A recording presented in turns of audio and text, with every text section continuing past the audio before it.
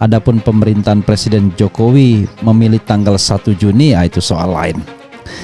Soal perbedaan pandangan dan kepentingan tentunya. Kalau saya kan tidak punya kepentingan untuk mengatakan 1 Juni atau 18 Agustus, tapi hanya berdasarkan fakta sejarah saja. Yang resmi yang mana? Karena kalau orang hukum kan bicara yang resmi. Nah ini Sobat Era sekalian, ada hal yang menarik pernyataan dari MH Ainun Najib soal kelak pemimpin Indonesia itu. Dia meramalkan orang yang pandai, yang cerdas, ya, yang berpendidikan dan berpengalaman, dan dia orang yang belajar dari Jogja, karena Jogja itu lebih timur jadi belajarnya dari timur, sementara Jakarta itu barat, jadi kebijakan itu dari timur, jadi belajarnya dari timur. Oke. Tiba-tiba saya ingat bahwa konon Presiden Jokowi juga belajarnya dari Jogja, kemudian Anies Baswedan dari Jogja, Ganjar Pranowo dari Jogja. Ukuran berpendidikan itu apa? Kalau ukuran berpendidikannya paling tinggi ya Anies Baswedan lah, karena Anies Baswedan PhD, Ganjar S2, Jokowi S1, tapi tiga-tiganya sama-sama menyelesaikan kuliah di Jogja. Satu Fakultas Kehutanan, Anies Fakultas Ekonomi, Ganjar Fakultas Hukum. Kami mencita-citakan demokrasi Indonesia yang matang, yang menjadi tempat persandingan keragaman dengan kesatuan, dinamika dengan ketertiban, kompetisi dengan persamaan, kebebasan dengan kesejahteraan.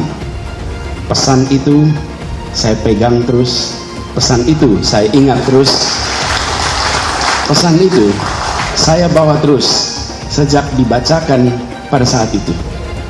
Dan saya pun menyaksikan Nasional Demokrat konsisten menjalankan pesan dalam manifesto itu.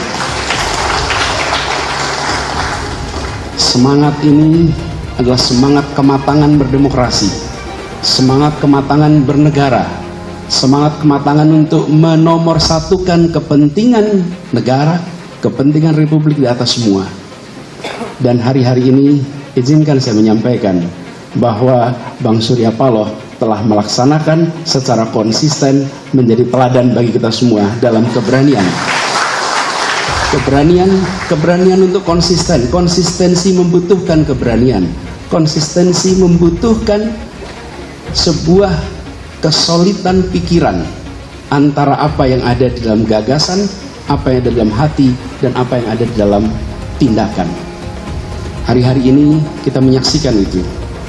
Karena itulah ketika Bang Surya dan teman-teman di Nasdem mengajak kami untuk berdampingan, untuk berjalan bersama, untuk meneruskan pembangunan di Republik ini, untuk memperbaiki yang kurang, untuk menuntaskan yang belum, maka dengan memohon ridho dari Allah Subhanahu wa Ta'ala, dengan memohon petunjuk darinya, dan dengan seluruh kerendahan hati, Bismillahirrahmanirrahim, kami terima dan bersiap untuk menjawab tantangan itu.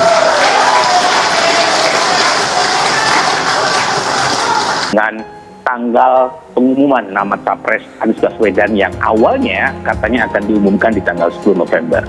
Nah soal timing ini mau tidak mau kita tidak bisa mengelakkan dari munculnya tafsir atau spekulasi yang berkaitan dengan misalnya munculnya pemberitaan koran Tempo berkaitan dengan indikasi salah satu pimpinan KPK yang mencoba untuk menjegal Anies dalam kasus hukum yang berhubungan dengan Formula E. Kemudian juga tidak bisa lepas dari spekulasi yang berhubungan dengan isu pentersangkaan.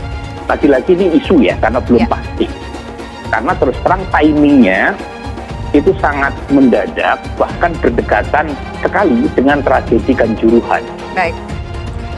Canon ramalkan Indonesia akan dipimpin orang pandai dan berpendidikan. Refli Harun sebut ini orangnya. Dikutip dari Warta Ekonomi Jakarta, MH Ainun Najib atau Cak Nun disinyalir pernah meramalkan bahwa Indonesia dalam masa kejayaannya akan dipimpin oleh seorang yang pandai dan berpendidikan.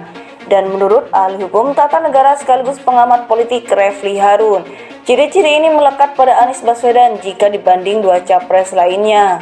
Menarik pernyataan dari MH Ainun Najib soal kelak pemimpin Indonesia itu, dia meramalkan orang yang pandai, yang cerdas, yang berpendidikan dan berpengalaman, dan dia orang yang belajar dari Jogja, kata Refli melansir dari YouTube channelnya Senin 5 Juni 2023. Karena Jogja itu lebih timur, jadi belajarnya dari timur. Sementara Jakarta lebih ke arah barat, jadi kebijakan itu dari timur, jadi belajarnya dari timur. Jelas dia. Refli pun membandingkan bahwa konon Presiden Jokowi juga belajarnya dari Jogja, kemudian Anies Baswedan dan Ganjar Pranowo. Namun jika melihat taraf pendidikan, kata dia, Anies jauh lebih unggul dari keduanya. Ya, ukuran berpendidikan itu apa? Kalau ukuran berpendidikannya paling tinggi ya Anies Baswedan lah, karena Anies Baswedan sudah PSD, jelasnya. Ganjar S2 sedangkan Jokowi S1, tapi tiga-tiga sama-sama menyelesaikan kuliah di Jogja, tepatnya di Universitas Gadjah Mada UGM.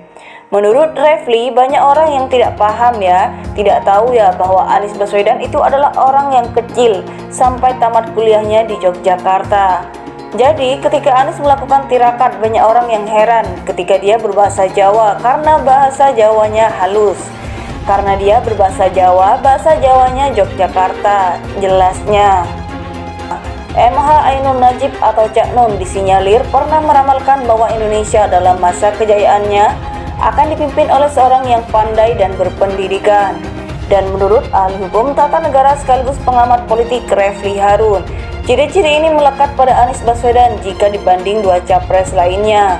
Menarik pernyataan dari MH Ainun Najib soal kelak pemimpin Indonesia itu, dia meramalkan orang yang pandai, yang cerdas, yang berpendidikan dan berpengalaman, dan dia orang yang belajar dari Jogja, kata Refli melansir dari YouTube channelnya Senin 5 Juni 2023. Refli pun membandingkan bahwa konon Presiden Jokowi juga belajarnya dari Jogja, kemudian Anies Baswedan dan Ganjar Pranowo. Namun jika melihat taraf pendidikan, kata dia, Anies jauh lebih unggul dari keduanya. Ya, ukuran berpendidikan itu apa? Kalau ukuran berpendidikannya paling tinggi ya Anies Baswedan lah, karena Anies Baswedan sudah PSD, jelasnya. Ganjar S2 sedangkan Jokowi S1, tapi tiga-tiga sama-sama menyelesaikan kuliah di Jogja, tepatnya di Universitas Gadjah Mada UGM.